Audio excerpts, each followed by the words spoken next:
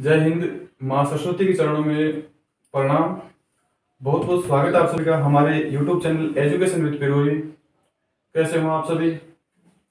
आज हम बात करने वाले हैं प्राचीन भारतीय इतिहास में और उसमें भी मगध साम्राज्य का उत्कर्ष, जिसमें क्रम के अनुसार बात करेंगे हम मौर्य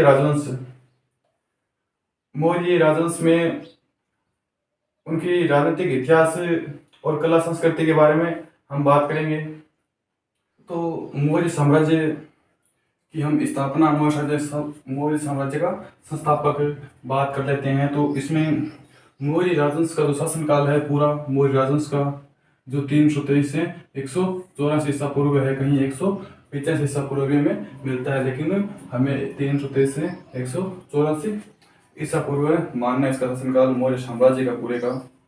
और इसके बाद हमें मौर्य साम्राज्य के जो इतिहास के साधन है, जैसे ब्रह्म पुरातत्व है, साहित्य है और लेखक विदेशी विवरण जो कुछ भी है, उसमें साहित्य के अंदर जो है वो है एक तो ब्राह्मण साहित्य, बौद्ध साहित्य और जैन साहित्य। 3 साहित्य हैं। ब्राह्मण साहित्य के अंदर क्या कहते हैं? पुराण आ जाता है। अर्थशास्त्र जो कौटिल्य की पुस्तक है, बहुत प्रमुख है ये जानकारी देने के लिए। और मुद्रा राक्षस जो विशाखदत्त की पुस्तक है। ये तीनों ब्राह्मण साहित्य के अंदर आ जाते हैं। आगे बात कर लें बौद्ध साहित्य के अंदर। बौद्ध साहित्य के अंदर दीपवंश, महावंश और महावष्टिका और दीवारदान आदि ग्रंथ आ जाते हैं। अब हम बात कर ले हैं जैन साहित्य। जैन साहित्य के अंदर आता है कल्पसूत्र भद्रभाव का और हेमचंद्र का परिशिष्ट परिवर्तन। जैन साहित्य विदेशी मतलब साहित्य की जानकारी, साहित्यिक स्रोत है जैन साहित्य के अंदर कल्पसूत्र और परिशिष्ट परिवर्तन। तो ब्राह्मण साहित्य, बौद्ध साहित्य और जैन साहित्य तीनों से हमें जानकारी मिलती है मौर्य साम्राज्य के बारे में।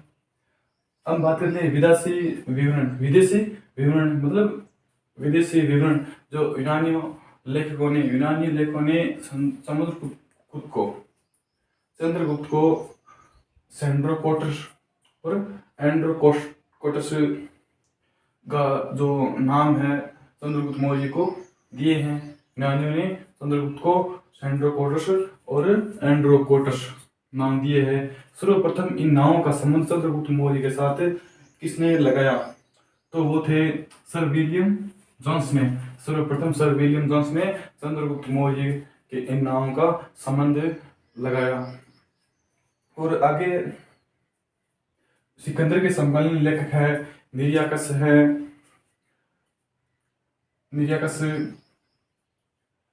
आनेसी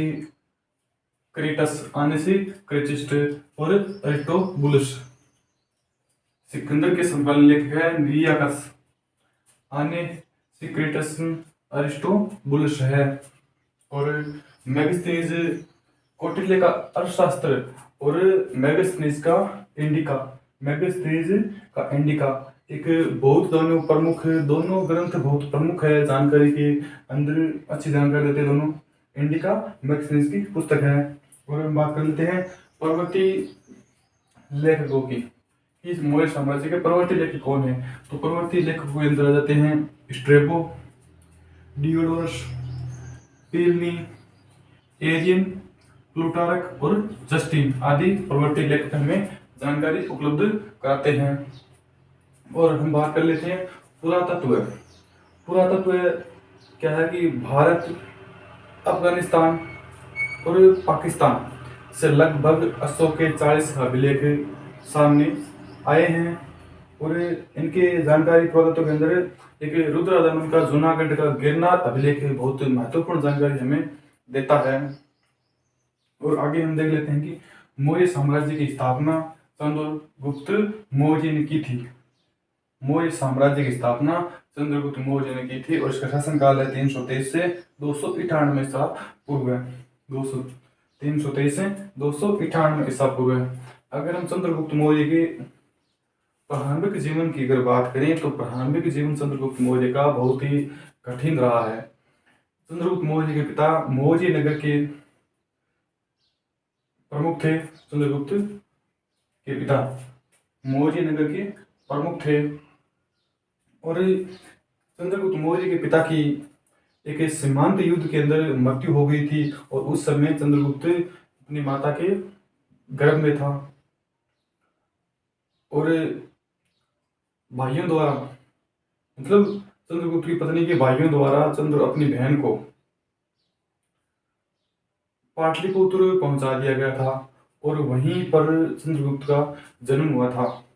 और जन्म के बाद चंद्रगुप्त को एक गोपालक गवाले को सौंप दिया गया था, और गवाले ने एक शिकारी को दे दिया था, बेच दिया था, और शिकारी ने अपने यहाँ काम पे रख लिया।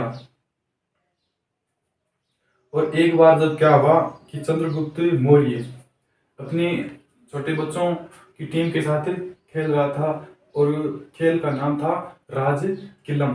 क्या खेल रहा था? राज किलम खेल रहा था। चंद्रगुप्त मौर्य एक खेल खेल रहा था, क्या था? राज किलम।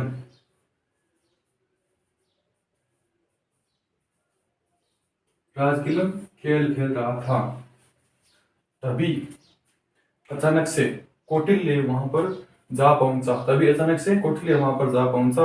और राज किलन खेल खेलते हुए चंद्रगुप्त को जब कौटिल्य ने देखा, तो इस चंद्रगुप्त के भावी गुणों को कौटिल्य ने परखा, और तुरंत 1000 कृपाषण कशापण देकर 1000 कशापण यानी सिक्के देकर कौटिल्य ने चंद्रगुप्त मौर्य को खरीद लिया, और वहां से तक्षशिला ले आया। चंद्रगुप्त मौर्य तक्षशिला आया था, और तक्षशिला उस समय विद्या का प्रमुख केंद्र था। और उसके बाद हम बात कर लेते हैं कि इनकी जो उपलब्धियां हैं, चंद्रगुप्त मौर्य की उपलब्धियां यही है कि चंद्रगुप्त मौर्य ने देश को मकदूनी दास्ता से मुक्त कराया था, और नंदों के घृणित अत्याचार से देश की जनता को मुक्त कराया था। नंदों का अंतिम शासक था धनानंद, जो बहुत ही एक धन संग्रही लालचवान था। वो धन चाहे जनता को दुख देकर भी लाना पड़े क्यों ना, वो लाता था, और जनता को बहुत दुख देता था। उस धनानंद नंदवंश नंदों के घृणित अत्याचार से जनता को मुक्त कराया था। और दूसरा है देश को एक राजनीतिक संगठन के रूप में बांधने या संगठन करने का श्रेय चंद्रगुप्त मौर्य को प्राप्त है। और आगे हम बात कर लेते हैं उपलब्धियों की और इनके युद्धों की।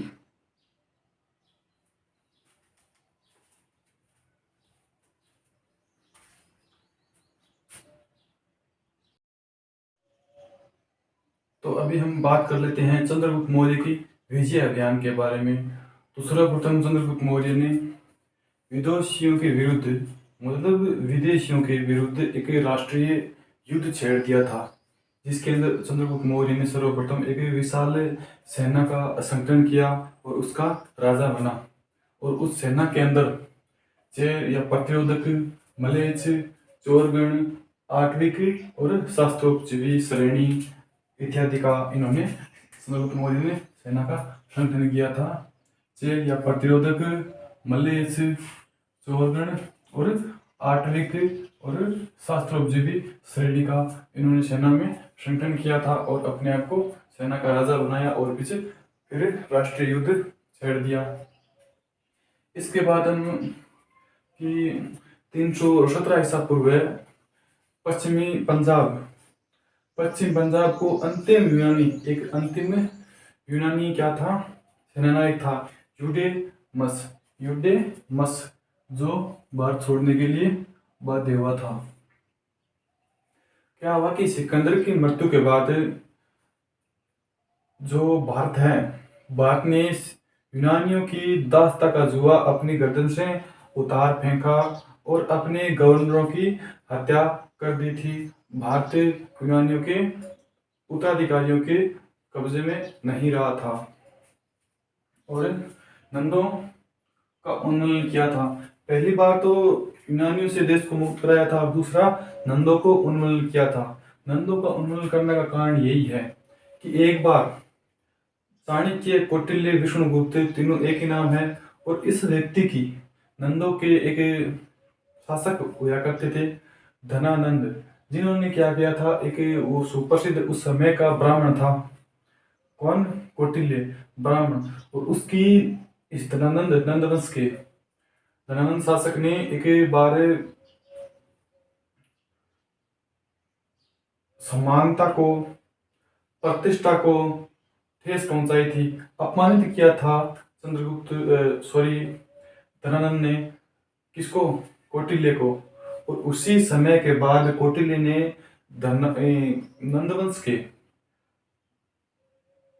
नंदवंश के धनानंद और नंदवंश को समूल नष्ट करने की प्रतिज्ञा ले ली। और यह काम चंद्रगुप्त मौर्य के द्वारा कराया गया था, कौटिल्य के द्वारा। और चंद्रगुप्त मौर्य ने नंदों को उन्मूलन किया था, नंदों के वंश का सर्वनाश कर दिया गया था।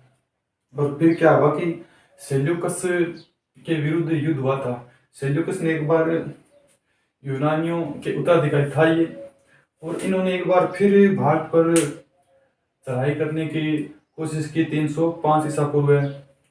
और चंद्रगुप्त मौर्य के सामने इसको असफलता ही हाथ लगी थी। और बाद में चंद्रगुप्त मौर्य और सेल्यूकस के बीच में एक संधि भी होती है। और उस संधि के अंदर सेल्यूकस ने चंद्रगुप्त मौर्य को कुछ स्थान दिए थे, आर्कोसिया, पेरोफनिस्टाई एरिया और जेटोसिया जो क्षेत्र है चंद्रगुप्त मौर्य को दिए थे, और शर्त के अंदर।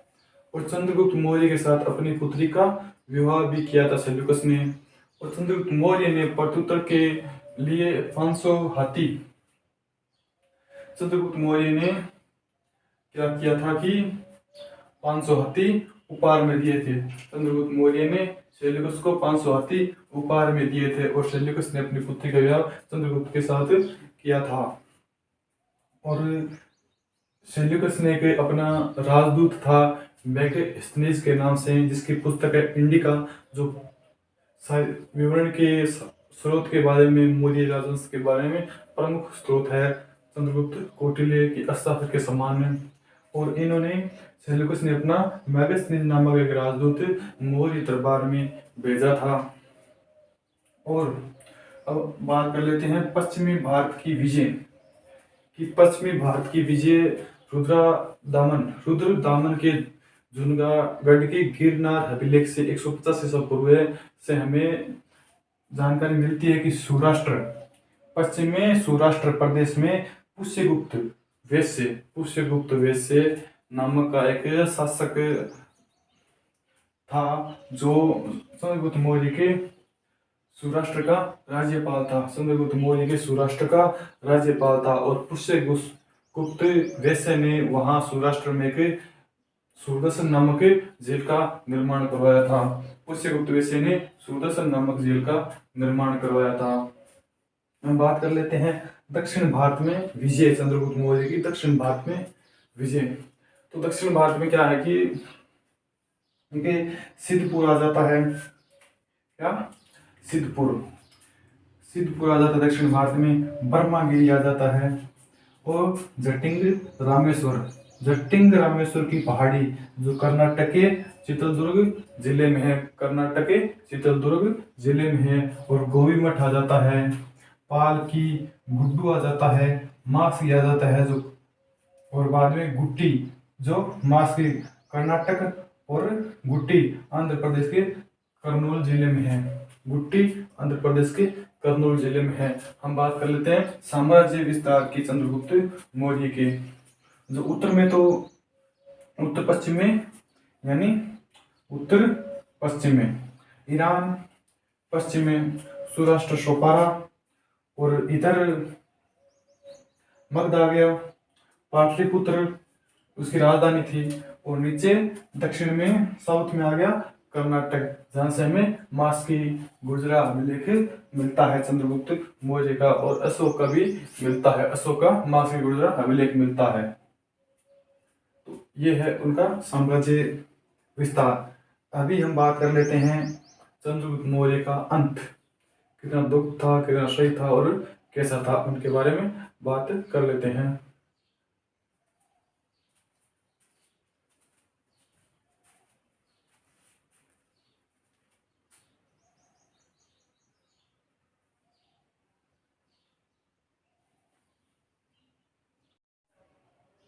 अगर हम चंद्रगुप्त के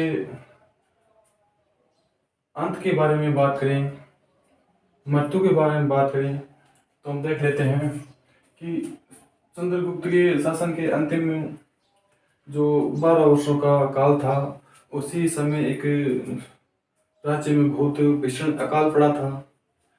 चंद्रगुप्त के लाख कोशिशों के बावजूद भी अगर सफलता नहीं मिली, तो चंद्रगुप्त ने क्या किया कि जैन एक भिक्षु जो भद्रभाव, जैन भद्रभाव की शिष्यता ग्रहण कर ली और उसके साथ श्रवण बेलगोला एक पहाड़ी है जो मैसूर में है,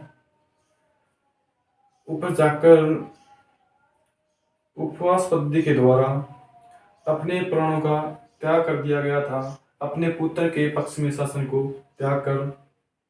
और इस प्राणों के त्याग को जैन धर्म में, इस प्राणों